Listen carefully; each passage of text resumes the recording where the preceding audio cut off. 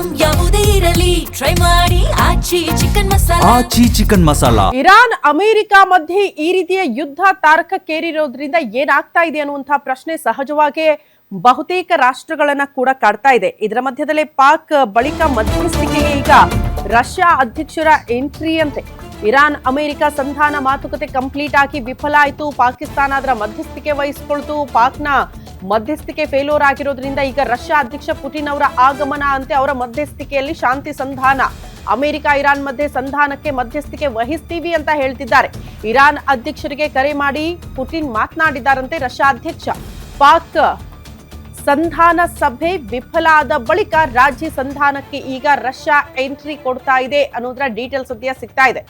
But Russia entry ಆಗ್ತಾ ಇರೋದ್ರಿಂದ ಏನಾಗುತ್ತೆ ಅನ್ನೋದನ್ನ ಈಗಲೇ ಹೇಳಕ್ ಸಾಧ್ಯ ಇಲ್ಲ. ಇವರ ಮಧ್ಯಸ್ಥಿಕೆಯನ್ನ ಅಮೆರಿಕ ಇಸ್ರೇಲ್ ಒಪ್ಕೊಳ್ಳುತ್ತಾ, ಇದು ಪ್ರಶ್ನೆ. ಕಾರಣ ಆರಂಭದ ದಿನದಿಂದಲೂ ಕೂಡ ರಷ್ಯಾ ಇರಾನ್ಗೆ ಬೆನ್ನೆಲುಬಾಗಿ ನಿಂತಿರೋದ್ರಿಂದ ಇರಾನ್ನ ಪರವಾಗಿದೆ ಅನ್ನೋ ಕಾರಣಕ್ಕೆ ಅಮೆರಿಕ ಮತ್ತು ಇಸ್ರೇಲ್ ಇವರ ಮಧ್ಯಸ್ಥಿಕೆಯನ್ನ ಒಪ್ಪಿಕೊಳ್ಳುತ್ತಾರಾ, ಇದು ಕೂಡ ಯಶಸ್ವಿ ಆಗುತ್ತಾ, ಈ ಕ್ಷಣಕ್ಕೆ ಅದು ಪ್ರಶ್ನೆ ಇದೆ.